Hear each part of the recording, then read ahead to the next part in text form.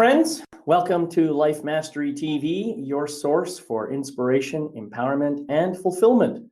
My name is David McLeod. I am your Life Mastery Coach, author of the fabulous book, A Life to Die For. And I'm excited because we're getting into episode 183 today, and this one is called Embracing Chaos. Now, chaos is something that we all experience in life from time to time, and no doubt you've noticed what kind of chaos we've been going through over the last couple of years now. And it can certainly be disconcerting and uncomfortable, but it need not be a cause for fear or avoidance. In fact, if we can learn to embrace the chaos, we can actually tap into a kind of creativity that we don't get to experience as often as we might like. And this can lead us into powerful terrain for amazing growth and development.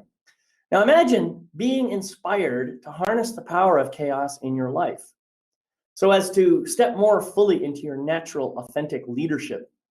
Imagine using this power to strengthen your understanding of the interconnection and interconnectedness of everyone and everything, and applying that to all aspects of your daily life. Well, in today's episode of Life Mastery TV, we're going to look at chaos through a different lens. And I've invited a true chaos guru here to provide some guidance. My guest brings modernized transformational leadership programs into the corporate setting. She combines mental fitness, energy psychology, performance science, neuroscience, and behavioral psychology to increase performance, happiness, relationship, and resilience of leaders and their teams. By learning how to harness the power of chaos, corporate leaders and their teams experience up to 10-fold improvements in their lives and in their businesses. With over 25 years experience as a leading cybersecurity executive, she's a catalyst for change, inspiring transformational leadership as a holistic wellness specialist and coach, author, international public speaker, and dedicated mother of three. So please join me in welcoming Jothi Dugar to the program today. Welcome, Jothi. I'm looking forward to having a great conversation with you here. Hello, and thank you so much for having me today. I'm really blessed to be here. Yeah, well, we had an opportunity to get to know each other a little bit during the preamble to the show here, and it's just a delight to get to know you. First of all, I'm excited about this topic because chaos, as I said in my little intro, is something that we're all experiencing right now. It's been going on for at least a couple of years, probably longer than that, but we're really starting to feel it now. And I've noticed in my life that a lot of people I deal with seem to be anxious or fearful or concerned about what's going on. And so I think it's really important for us to be able to look at this chaos from a higher level, and maybe to learn how to deal with it in a healthy and holistic way. Now, one thing I like to do when I talk to my guests is I like to start by finding out a little bit about you and what happened in your life, let's say, that led you to want to study and deal with and embrace chaos. Sure. So if you think about it, if you're here today, you were born into chaos. I mean, when you were first born, as a newborn, you're sitting there in your mother's tummy, nice and warm and comfortable, and then boom, you're in this crazy world, cold, shivering, you don't know what's going on. So everyone has experienced chaos if you're born and if you're here as a human being. And it's really it's a necessity in life. And if you think of it as kind of a necessity, there's really no ifs, ands, or buts about it. So there's really no point trying to ignore it, avoid it, be scared of it, try to get rid of it, or just pretend like it doesn't exist, because it's always going to be there. You were born into it, and you were born into a chaotic world. And your body runs through chaos. It's organized chaos within your body, one would hope, but then when it turns into a more unorganized chaos, that's when you start looking at diseases or dis-ease or discomfort, because it becomes a disorganized chaos. So my goal has been in life to embrace the chaos, because once you start to embrace any sort of chaos, and realize it's happening for you, it's really a sign that there's something that's there's something that's just not in flow or in balance, either whether it's in your system physically, or it's in your environment, your external environment or your internal environment, or it's in your mind. Then you can really start to identify different types of chaos. That's another aspect of what I've discovered through my own journeys, is that there is no one type of chaos. There's actually different types of chaos. And being able to slowly start to recognize that helps you empower yourself to slowly start to minimize the chaos that you really don't want in your life, but also embrace the chaos that you do want in life. Right. Okay. So I get all that. And it's one thing to have an understanding of chaos, and it's, being able to see it perhaps for what it really is. But it's quite another thing to make chaos a passion in your life, and to transform that into something where you really want to teach people how to deal with chaos. The reason that I mention that is that usually that suggests that you had some event or events in your life that created a huge amount of chaos that maybe at the time you didn't know how to handle, and it was causing perhaps damage in your life or something like that. So I want you to just, if you don't mind, share a little bit about that aspect of your life so people can maybe resonate more deeply with who you are and the kind of experience you've gone through. Oh, sure. So, coming from a troubling childhood, I was the only child. My parents were very strict. I'm not going to say too much about that, but it was a pretty traumatic childhood. And when you're going through a traumatic childhood period, you always wonder, like, what's going to happen to me, and am I going to survive this, and where am I going to be? Am I going to make it past this phase of my life? And when I was going through that, I think I started as a child to really not really embrace what was going on to me, but embrace the concept that, okay, well, I know I'm going to set my intentions that I'm going to get through this no matter what. I am not going to let my life end within my childhood. And then whatever comes, I'm going to just kind of set the intention. Okay, well, this is happening for me to make me stronger. And I set a lot of goals for myself and dreams, even as a child, that, by the time I turn a certain age, I'm going to have all of these goals achieved. And it's exactly what I ended up doing. And, that was just kind of the first chaotic period of my life was my first 21 years of my life. And then I went through another transformational journey for my health and wellness after the birth of my third baby, where, I was basically put in a situation with an incompetent OB. I was given 6 weeks to live just because of all the complications that she had caused.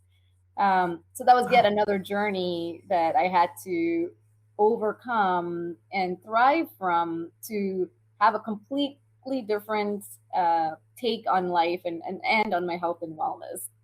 So that's actually where I started really looking at the term chaos and why is this happening? What is this meant for me? How do I get through this? And I didn't listen to any of the doctors or surgeons that told me I needed multiple other surgeries to fix this. I actually was able to heal myself over the course of time. And then now I'm going through yet another chaotic journey in just my whole personal relationships and marriage front. And I feel like I've been able to take all the lessons learned throughout all of these other transformational journeys I've encountered in my life and really take it up to a different level. As a child, you're at a certain age and mindset and experience. Then I had my baby, then I was at a different place in my life, and then now I'm in a totally different place in my life. And I feel like the concepts kind of have remained the same. It's just I've been able to apply it to different chaotic journeys in my life. Yeah.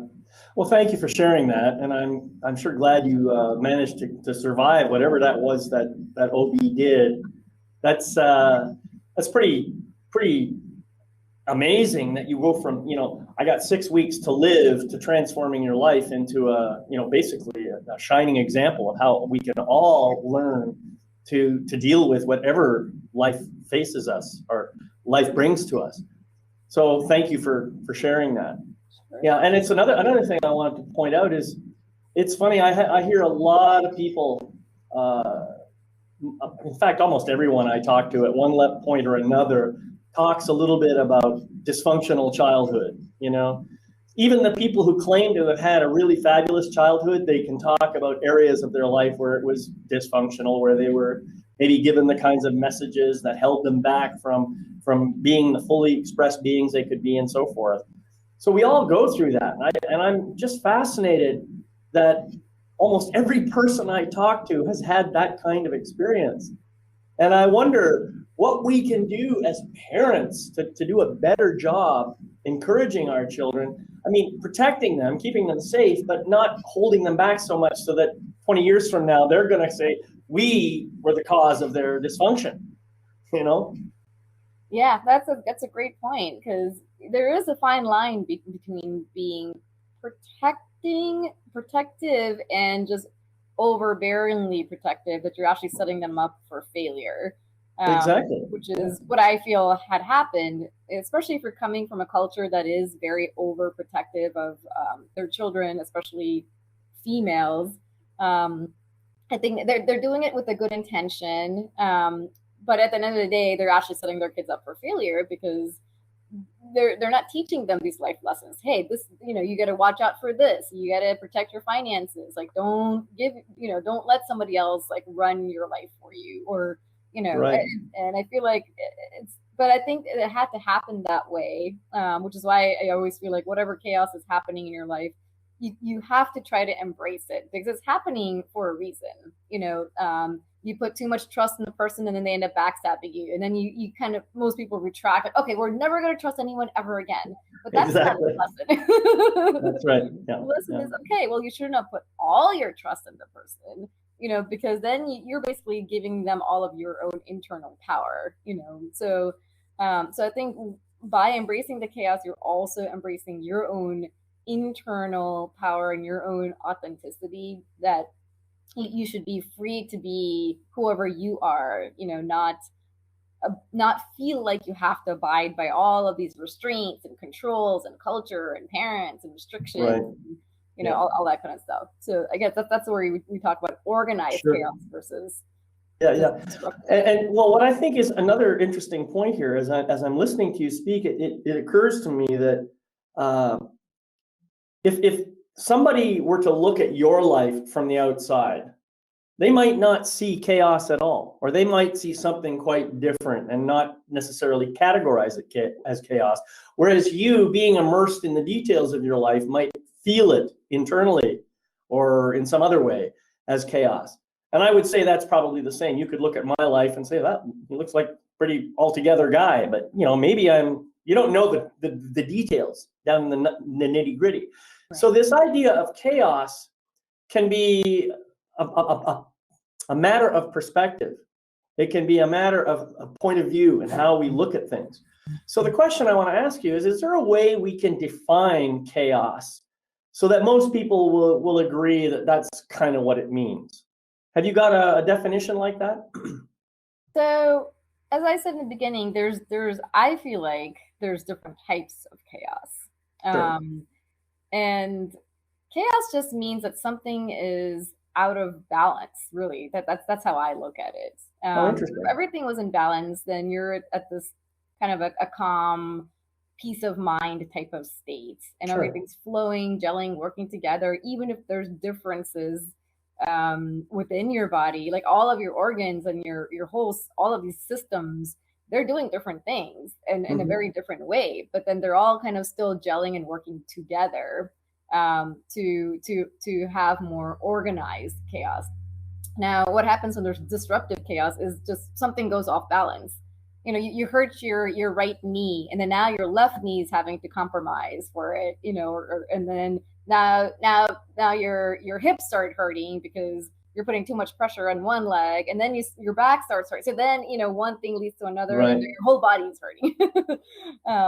Then that starts affecting you emotionally. So now it starts targeting like other systems. So really, so it all started with one thing being off balance in your whole body, which triggered a whole series of reactions to that. Yeah, that's a great analogy. Right. Yeah, I like that. So, and there's also, when I say there's different types of chaos, just to keep it very simple, I just call it the good, the bad, and the ugly. And the reason for that is it's the ugly chaos. It's like the tsunami type of chaos, which happens in exactly the way I described. Like there's a trigger that really connects to some sort of trauma or feelings or emotions within you.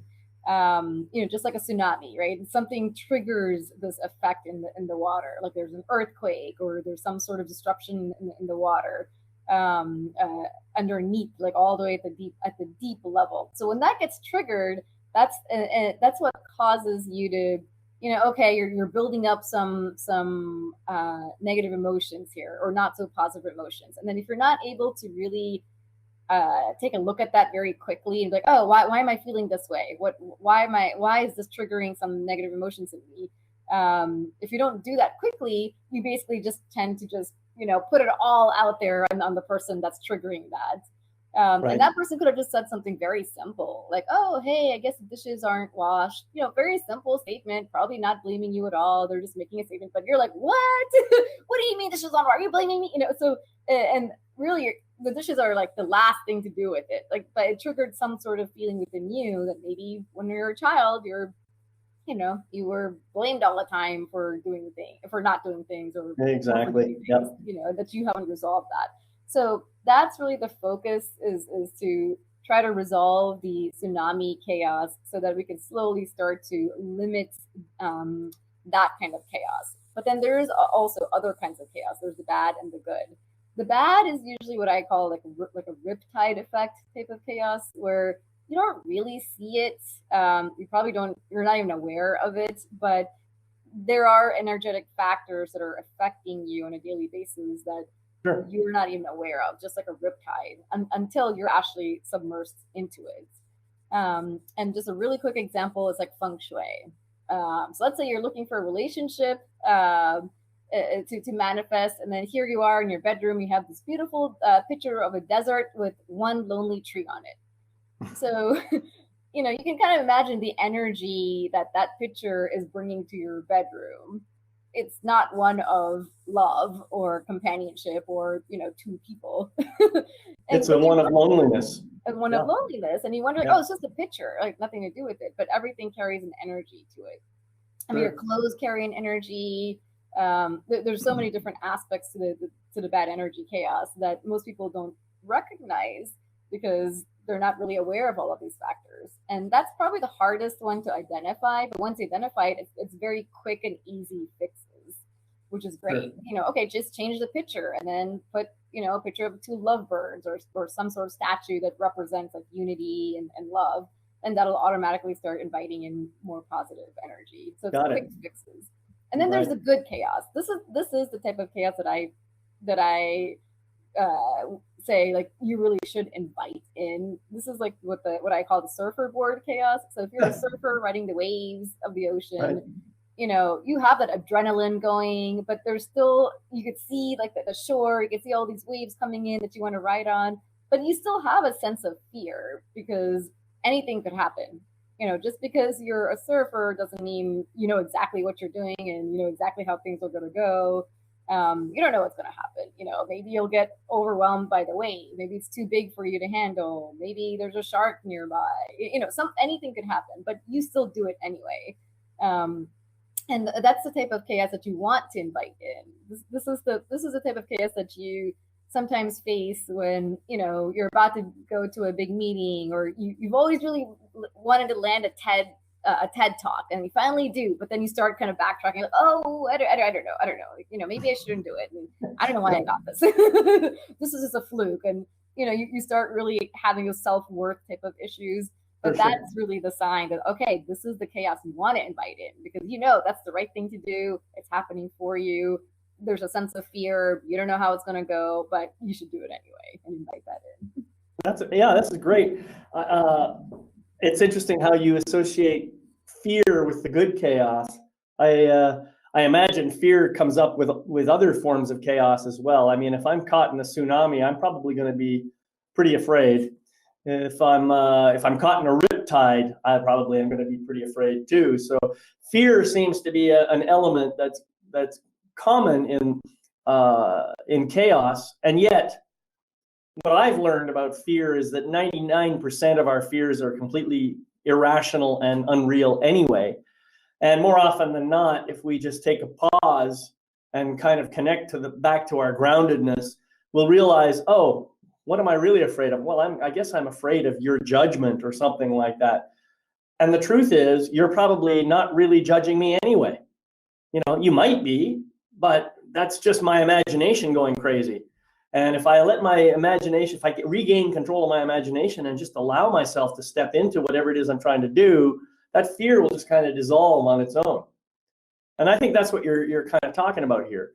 But yeah, there are a lot of points in that. I mean, fear always goes back to you only fear the unknown, but if you can face your fears with facts and come up with a parachute plan, those fears kind of dissipate. And most of the time, you know, you're fearing something that fear also has to do with control. Because if you can control something, you're not really fearing it. right. But so, you know, what's helpful for me to look at it is when you start fearing something, kind of immediately put it under three buckets. Like, it's like, I can control this bucket, I can't control this bucket, and then there's, I wish to control this bucket. So if there's something that hey, I can't control the weather today, but I'm fearing, oh, you know, it's my wedding day, so what's going to happen? Like, well, I can't really control the weather, so I'm going to put that in the can't control bucket, and there's nothing you can do about that. Just let it go. But then what can you control? Well, maybe I can have a rain location, you know, an indoor place that we all got to run into. So you can kind of start facing all of these fears with just specific facts, and then that fear starts to kind of dissipate. Like, okay, well, what's the worst that can happen? Like blah blah and blah. Okay, well, what's my remedy or parachute plan for that? And most of the time, the fears kind of boil down to, as you said, kind of roots, deep rooted issues or traumas, right? Like, oh, is this person judging me? Well, why should I care if the person is judging me? Oh, because deep down I'm kind of judging myself because maybe I'm lacking some self-worth, or I don't feel loved or self-love. You know, a lot of it has to do from how you felt as a child, and until we start healing that about ourselves, at some point you're not going to care what anybody else thinks about you. Like, okay, if they don't like me, that's too bad for them. Exactly, it's their loss. Yeah. This is great. So okay, so now what happens? Let's say some kind of a negative event happens in my life. It could be in a relationship, it could be in terms of a job, it could be it could be pretty much anything. And we all experience these, I guess you call them breakdowns. And so let's talk a little bit about these breakdowns and what kind of chaos we're likely to experience when those breakdowns happen. Sure. So breakdowns are meant for you to break through to something even higher or even better. Right. You know, if you didn't have the breakdown, you're never going to get to that higher level or, you know, higher step in your life. So if you know, I can guarantee if everyone has kind of looked back at their life in hindsight now, certain things had to happen in a certain way to get you to where you are today. Absolutely. And I'm not saying it's going to feel good, and I'm not saying it's going to be painless and it's going to be easy peasy. I mean, although I would wish that on everyone, but it had to happen that way because Right. otherwise it wouldn't have led you to make certain decisions, meet certain people, and get to where and gain the strength and the skills and experiences that you need to be where you are today. And you don't know why things happen sometimes, and you might never know until like much later in time. Like when I was going through my wellness journey, I didn't know. I thought for sure, okay, if I find out why this OB made all these mistakes, I'm going to feel so much better about it because I'm sure there's a logical reason for this. And I didn't get it.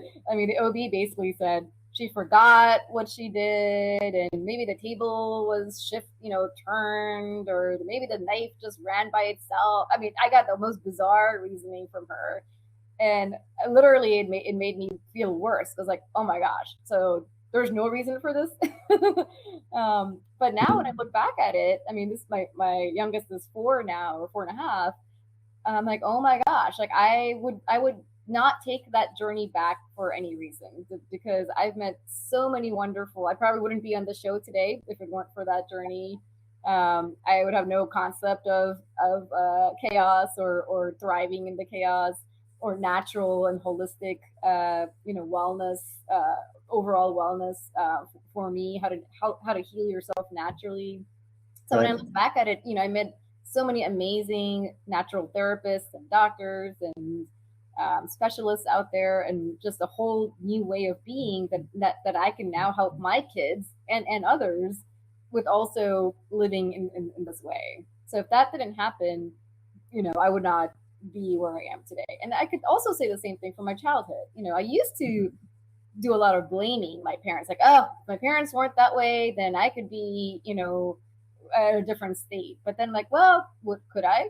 Because I had to kind of go through all of those hardships and all of those traumas in my childhood.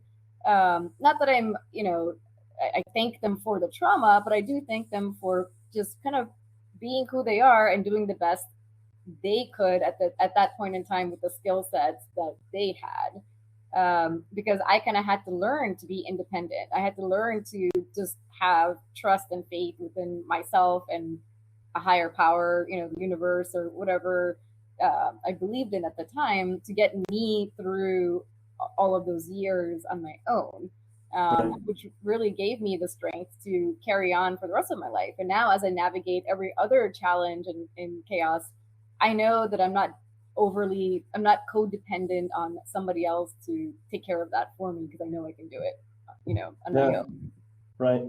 Yeah, that's another interesting perspective. I think you hit something right on the head here, and something that I teach as well. And the idea that, I think, you didn't say this, but the way I frame it is, when we were spiritual beings before arriving here on this physical planet, we made some kind of a contract with other spiritual beings to have a certain sequence or not necessarily a sequence, but to have a certain series of experiences in order to, I don't know, accomplish something or fulfill a purpose or whatever.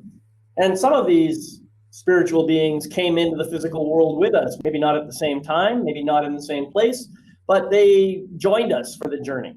And so the idea is, we go through some kind of a journey. And I know for me personally, that journey had to do with forgetting the truth of who I am so that I could remember the truth of who I am.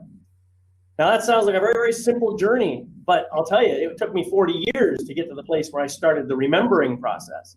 I had to go through a whole bunch of experiences, many of which, as you described, were painful, unpleasant, not something that I wanted to go through, or I guess I did want to go through it on some level, because otherwise I wouldn't have gone through it. But at the end of that, when I finally woke up and I started to regain that truth of who I am, I understood completely why I went through that entire sequence of previous events in my life. So I resonate with you 100%. I wouldn't change any of it, even the parts where I was a complete, pardon the language, complete asshole to people. The parts, because I had to learn how to not be, you know what I'm saying? And I had to learn how to be more compassionate, and I had to learn some bad habits before I could really ingrain the positive, good habits into my life. Have I eliminated all those bad habits? No, I'm sorry, I have not. I'm still a human being. I still make mistakes, but I'm doing a lot better than I used to. And so, yeah, it's beautiful to see that kind of journey unfolding. And when people wake up and realize just how important every step was, that's a beautiful thing. Yeah, I fully agree. And sometimes what you consider or people tell you is bad may not be bad. I mean, who's making that judgment call that this is bad or this is good? Exactly. So, I mean, I say this because people told me all the time before, family, mostly, I think family, an inner circle. They're like, well, you're too intimidating. You got to tone yourself down. You just got to focus on your job and your kids. Like, stop having all these dreams and just listen to your husband. And I'm like, whoa, hold on a second. And I used to try to just tone myself down. I'm like, oh, am I too intimidating? Like, how am I being intimidating? I'm just speaking the truth that I believe in, and I'm just having a discussion. So am I just supposed to just keep quiet and not have a voice in anything and just let the man like run the show here?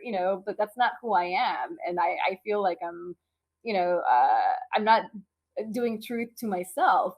But nobody cared Exactly. about that. So now, as I'm going through my another personal journey here, I'm like, no, you know what? I'm not going to dim my light so that you feel better. Exactly. Right. Exactly.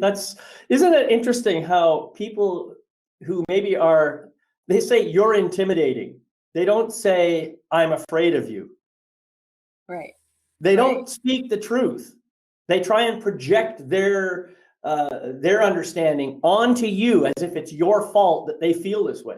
And this is people who are still in a very early stage of the development, and they haven't quite got to that point where they understand that they're projecting stuff. And people do it everywhere. In fact, almost everything that we do is projection. Because if you think about it, all of our real experience happens internally in terms of our senses. I've got fingers that appear out there, and when I touch things, I can have that experience of a sensation going into my arms and in my brain, and I have this sensation. And when I see things, I presume that the thing I'm seeing is out there. But if I took my eyes away and I still had exactly the same experience in my brain, how would I know that there was anything out there? So everything is projection. Right. Yeah, yeah, exactly. And and people often don't want. I mean, so again, they're giving you their power and thinking that you're going to take it and then actually, help them Yeah, fix their own exactly. issues. And we're like, no, I It don't want never your works that way, though, does it? right. I don't want your power. I don't want you to take my power either. So you figure out your issues. I'll figure out, anything that I need to go through. But then no one wants to hear that. That's They're right. like, no, That's you right. made me feel bad. You fix it. I'm like, I can't Yeah, make exactly. you feel bad. So I just want to comment to the folks who are here on the live show. If you have comments or questions, please feel free to put them into the chat. We'd love to hear from you, and we'll be happy to answer your questions as we go. Okay, Jothi, so I guess when you fully embrace chaos, the way you're describing it, and we've already established that not all chaoses are created equal. There's different kinds of chaos, and you have your categorization of 3 different types. What can happen when I learn how to embrace chaos, regardless of the type? What can happen to me personally if I can learn how to do that? So once you start to recognize, just even saying, "Oh, this is chaos," right? It automatically puts it at a neutral position in your brain. For example, something's happening, somebody said something, or something truly tragic is happening in your life in whatever aspect. Immediately, all the emotions come in, all the feelings, and it starts to become irrational because feelings and emotions aren't really logical or rational. And you might start to kind of go down this downward spiral because one thing, one feeling leads to another, leads to another, leads to another, unless you're truly able to stop, pause in the moment, recognize that, oh, okay, there's chaos happening right now. So let me first identify, what is this chaos about? What is it within me that's actually attracting this chaos to me? Maybe there's something to learn here, and it's not always possible at the moment. So I'm not saying it's going to be an easy thing to do, right in the moment. But don't allow yourself to go into that downward spiral because it's going to be very hard to lift yourself back up quickly. So what can happen is I teach this tool called the Control Alt Delete. If you know anything about computers, Control Alt Delete is basically The reset, yeah. Reset, locks our computer, and that's kind of what we need to do with our brains. When unhelpful thoughts come in about the situation, because the situation is happening regardless of you. Unless you're the one that caused it. But if there's something truly uncontrollable that happens, even if there's a marriage and you feel like the marriage is breaking apart, but it wasn't your choice to go in a certain direction. Okay, well, you know what? That's the direction the marriage is going. Now you can either just keep kind of just going along and feel like you have no other choice, or you can just take a pause and really look at the thoughts that are coming in about the situation. Are they helping you? Are they empowering thoughts, or are they disempowering thoughts? Are they giving you your own power back, or are you kind of throwing the power over to somebody else? Well, you know, it's his fault anyway. It was all his fault. Like he was a bad person. He did this. He did that. And when you start to recognize those thoughts, then you control them. Then you pause for a second.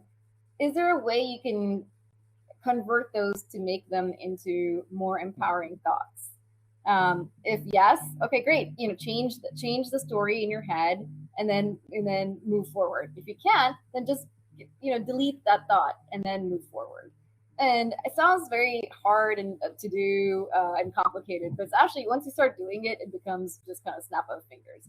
Because most of the time we go through life, oh, he said this, he said that, well, that must mean something or other, and we add this extra meaning and extra stories. Yeah, exactly. To it. Yeah. And most of it is stories, because really, if you look at the raw facts, facts are things that no one can deny. This person said this, or this person came late. You were 5 minutes late. That's the only fact. Why were you 5 minutes late? How dare you be 5 minutes late? Where were you? Who are you with? All that kind of other stuff is just all stories that we add into our head. Exactly. Right. So when you start to, identify the chaos and actually take a pause, label it as chaos, and make it somewhat of a neutral topic, it takes off all the kind of the unnecessary emotions from it, and then you're able to think more logically about it, and then you can kind of take it from there with the tools and techniques that I teach. Well, I like the way you talk. This is very good. I like this form of communication, and I would agree with you that there is what is, and then there's our story about it. And that's it. There's nothing else. So that's my perspective. By the way, I just wanted to note, Tez says, just wanted to share my opinion that in my little exchange, I found Ms. Dugar is far from intimidating. Well, I happen to agree with that. You don't strike me as intimidating at all. However, I can understand that if you have a lot of passion and a lot of energy, some people might be intimidated by that. And that's why I said they've got to take responsibility for their own feeling. And Tez adds at the end, in fact, she came across as a warm person. Again, I agree 100%. But I want to say something. You said there are the facts. And for example, one statement you made was, you came late. Well, I think in a sense, there might be a mixture of judgment and fact in there. You arrived 5 minutes after the hour. That is the fact. Late is your judgment about it. Because maybe that person thought she was supposed to be there at 5 minutes after the hour. So you got to understand that it's still judgment. In fact, even facts might be classified as just interpretations of reality. So I would say that a fact is something that we all generally agree on, not necessarily that we can't dispute. So I tend to take a little bit more Caesarean look at the whole thing, if you know what I mean. Sure. So, yeah, it's whatever, if like, let's say if with the work setting and a meeting starts at 1 and everyone has to be there by 1 and you come at 1:15. Okay, well, the meetings start at 1, that everyone knows, and you arrived 15 minutes late. Usually in a work setting, I found that people often, there aren't that many emotions behind it sometimes. So it's a little bit easier to maneuver. But then when you take it to the home setting, that's when, things turn personal. That's when you add all these additional stories to it. And what I've actually found helpful in my current chaotic journey is to bring my work self to home. And that's really been helping, because okay, well, nothing that a person can do is I'm going to take it personally. I'm just going to treat this as the same way I would treat it as work. And that's really been helping me kind of keep things neutral. So even if somebody says something that's very derogatory, I'm like, okay, wow, that person must be having a bad day. Or that was, I would not have put things that way, but what is the actual juice of what that person's trying to say, say here? And then what is the minimal I need to respond to? And I think a lot of us in relationships, at least, tend to responding to every single line, to what somebody else said, just to kind of prove your point, which it's really you both are just talking, across each other, even via emails.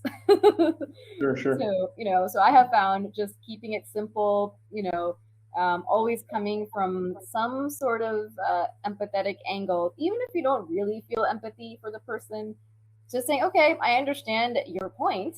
I understand, why you would say that. I mean, that doesn't mean you're agreeing to it. And that also doesn't mean you have to sit there responding or reacting to every little thing either. Of course. Yeah. Well, I mean, that's true in any form of communication, I think. But I think the most important part of communication is when I say something, I own whatever it is I say.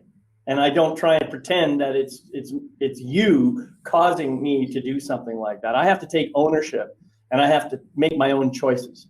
That's a pretty important piece. And that's true whether we're talking about a personal relationship or whether we're talking about a work relationship, because you can really damage work relationships by not abiding by certain common understandings of communication. So, the other thing I want to talk about here, because we're already 40 minutes in here, is this concept of, you have this terminology that you call the power of one. And I wanted to just kind of discuss that a little bit with you. When I first heard that, I was thinking about oneness as we're all spiritually connected and all that kind of stuff. But I think you have a different perspective on that, and I'd like to hear it.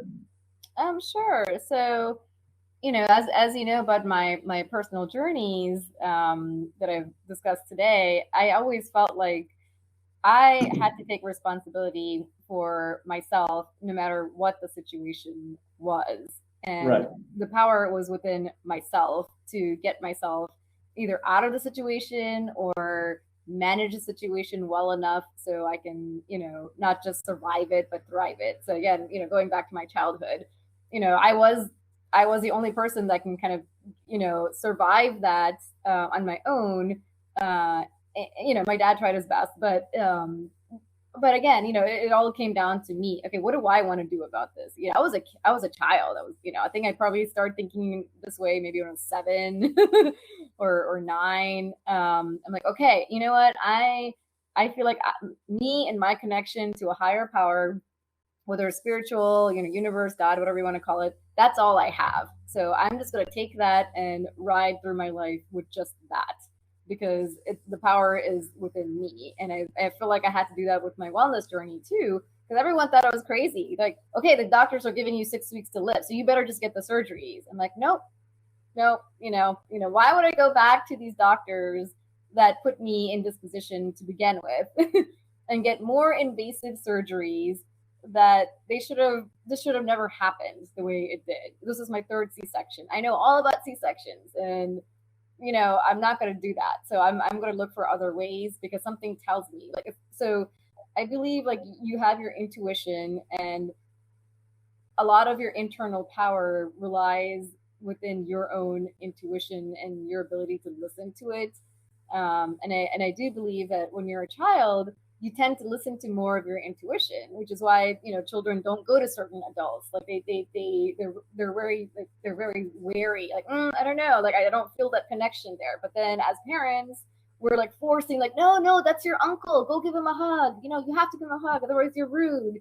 And then we slowly start kind of not listening to our own intuition. So exactly, yeah. Right. Mm-hmm. So I feel like you have to use your own internal power, and you can be the one that changes things for the world or for others, but especially for yourself. So I don't believe that you should wait for somebody else to give you power or use somebody else's power.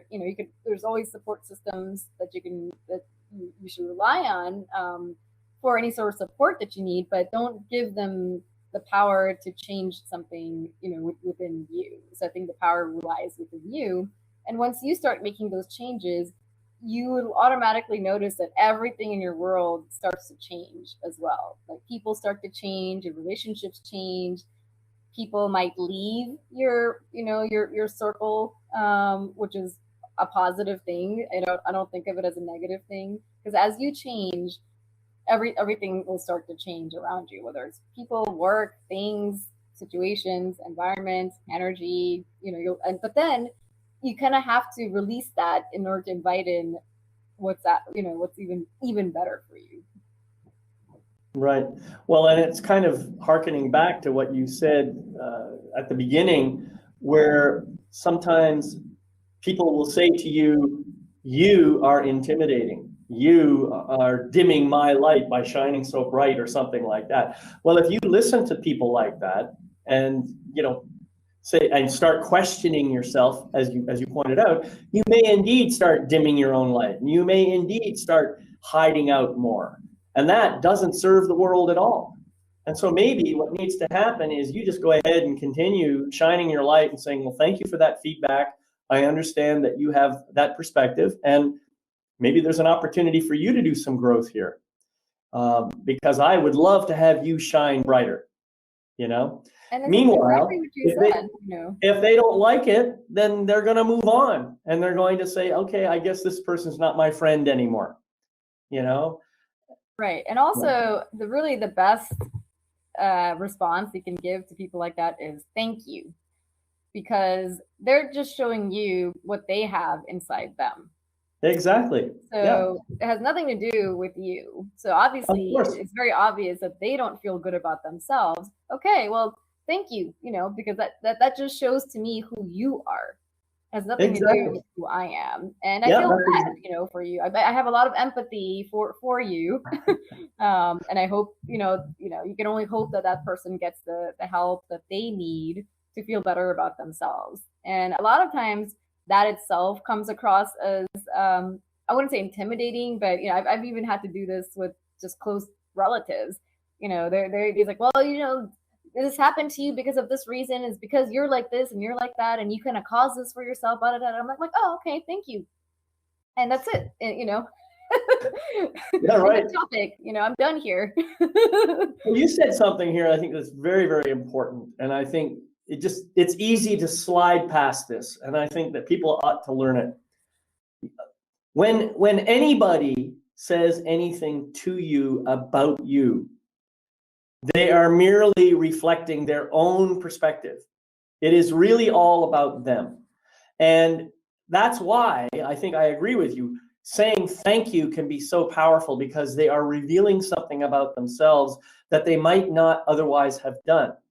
So when you say thank you, you kind of encourage them to keep revealing more about themselves, to the point that sooner or later they might understand that it's all projection.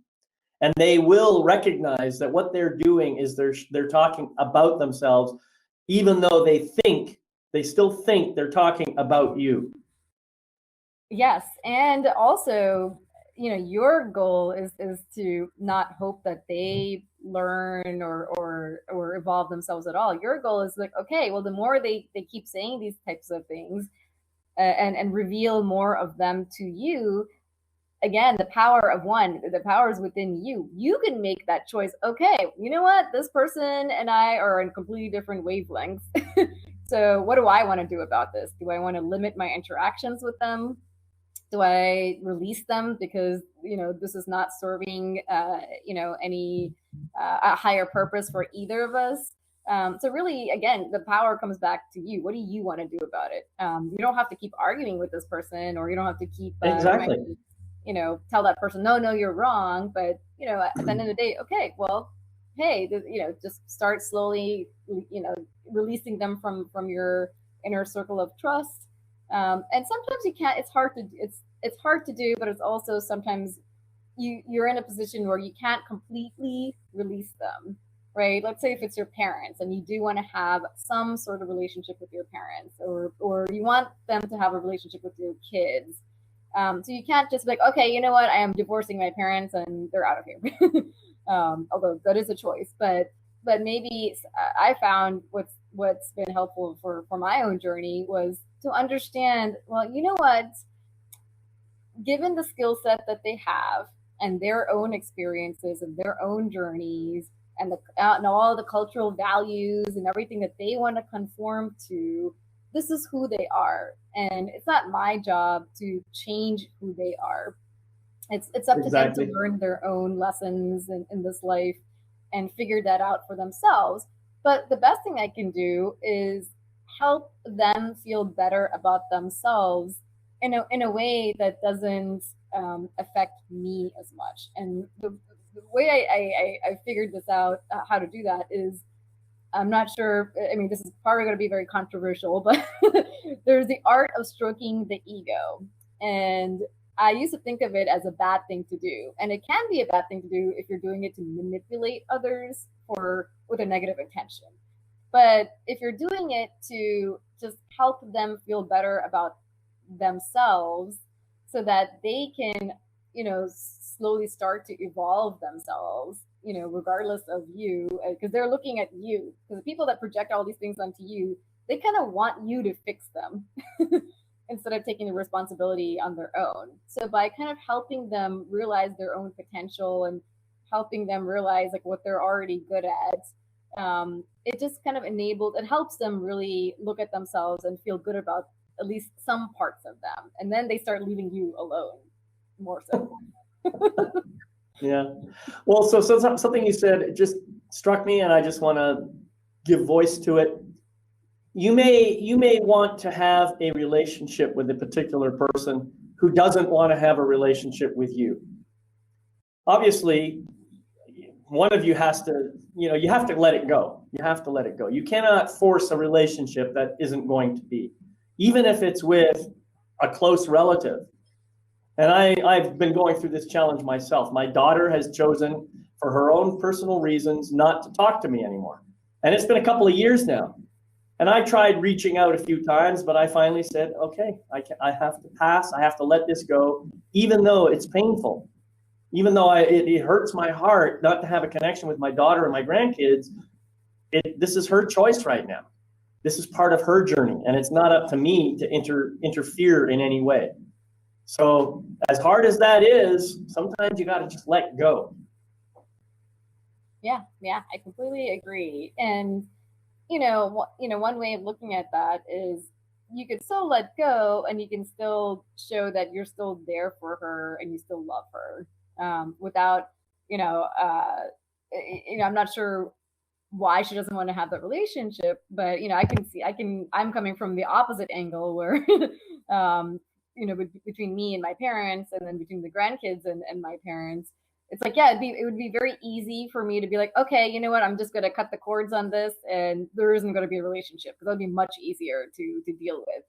But then, I really had to do a lot of, contemplation and really a lot of processing and healing, because of my own childhood journey with my parents. A lot of what they were saying and doing were actually triggering me. But then why is it triggering me? So that it just told me, I really had to come to grips on this. Like, oh, it's triggering me because there's something within me that I haven't healed. And there's nothing they can do right now to fix any of their mistakes from the past, right? But I can see that they did the best that they could. It all comes down to forgiveness. And this isn't my definition of it, but I heard it on Oprah, which I thought was great, back in the day. She said, forgiveness is just kind of releasing and letting go, like you said, of the thoughts that the past could have been any different than it already was. And that's it. Like, that's all you're doing. You're not making amends. You're not trying to, get that person to say sorry to you or anything like that. All you're doing is you're just releasing the idea that the past could have been any different than it was. It just had to be the way it was. Yeah. And I had to do that with my parents. And at some point, I also had to recognize that I'm not going to be able to change them, and I'm not going to have this relationship. I'm not going to have a relationship with them in a way that I had imagined or had always wanted. And that's okay, because it is what it is. But I also understand now, like, they show love in different ways. And you might be showing love in different ways to your daughter that she might have a different love language for. And she might think like, oh, well, I don't want a relationship with my dad because he doesn't show love in the way that I want him to. And I think eventually, as she goes through her own growth journey, she'll start to understand, well, you might be showing love in a completely different way than she maybe is used to or maybe wants, but it's still love. And I used to think of my mom as controlling and just always judgmental and like, why does she keep telling me what to do all the time? And like, I don't need her to teach me how to cook, but I'm like, well, Right.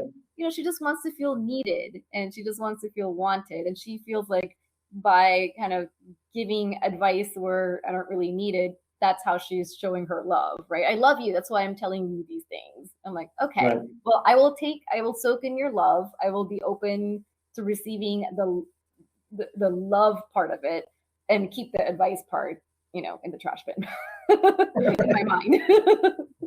That's good. Yeah.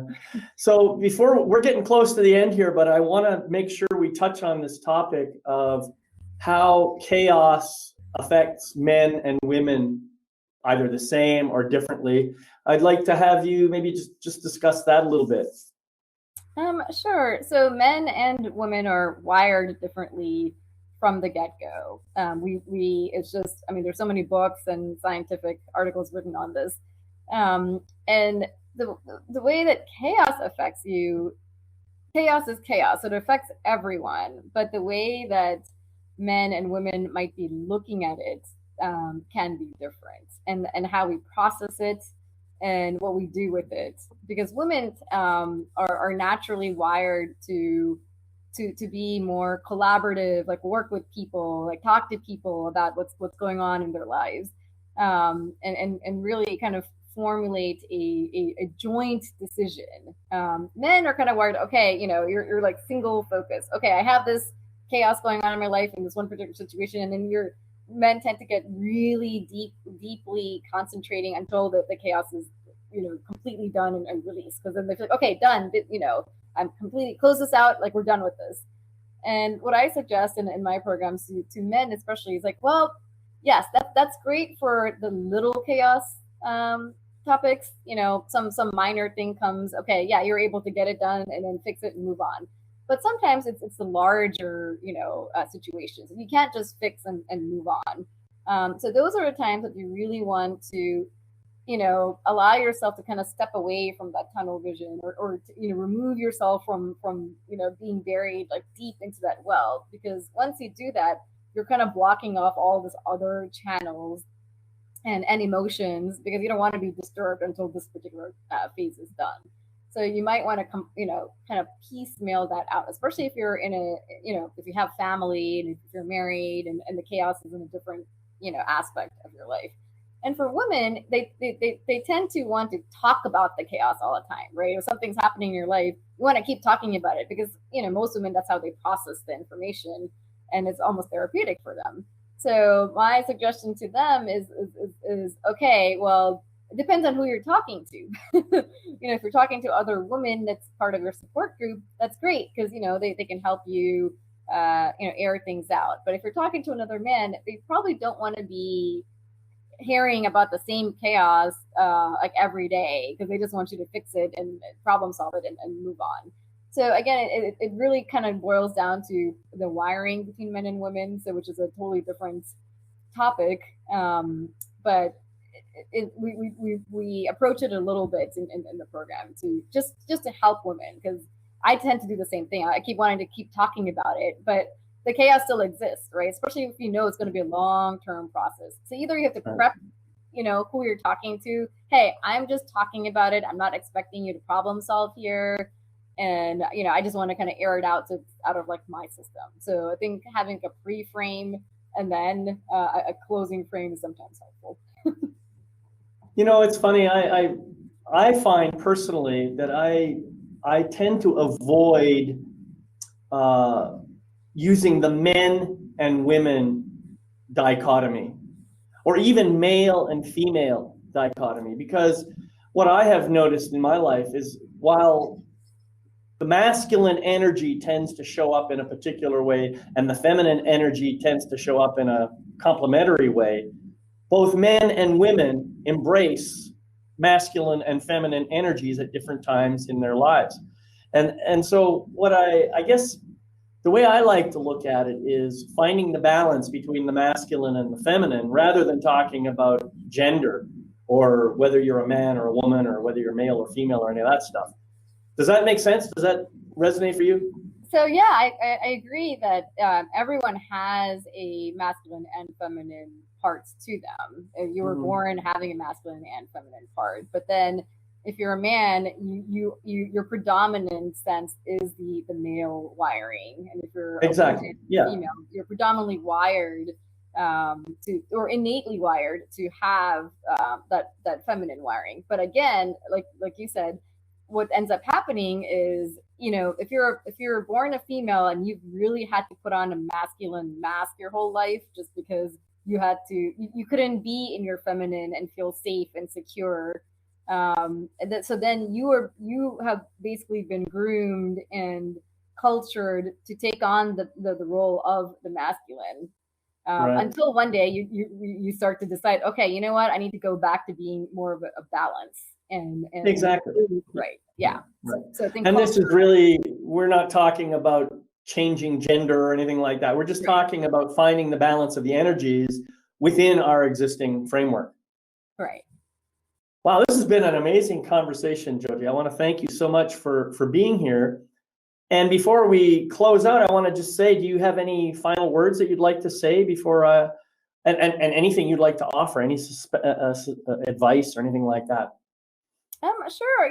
It's just, I know we're all going through a challenging time in the last couple of years. And I think as long as we're able to really try to do our best to neutralize what's going on and really embrace what's going on. Because like I said before, you have to go through these types of breakdowns in order to get to a massive breakthrough. So exactly. Sometimes you just have to kind of keep your eye on the prize. The prize is coming. It could, it might not be one thing. It could just be a different phase in your life that you would have never imagined.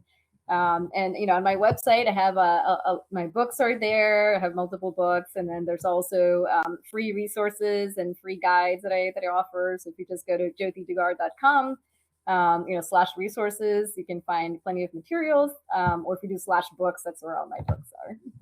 Oh, that's great. And I will put the link for those on the website for the recording page for this episode.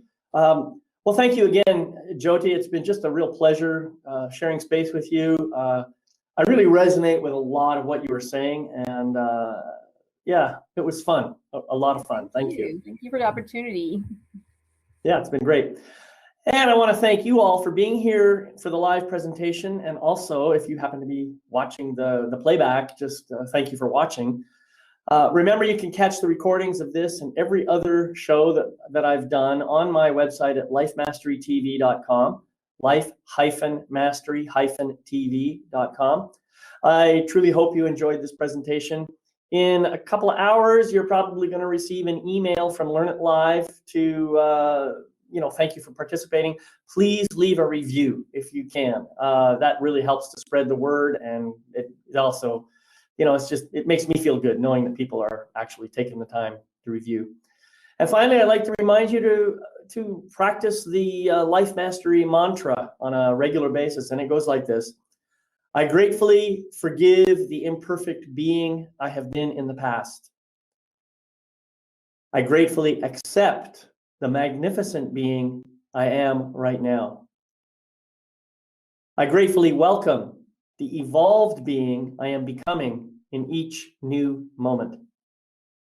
So until we meet again, my name is David McLeod. I'm your Life Mastery Coach. Thank you so much for joining us today, and I'll see you next time on Life Mastery TV.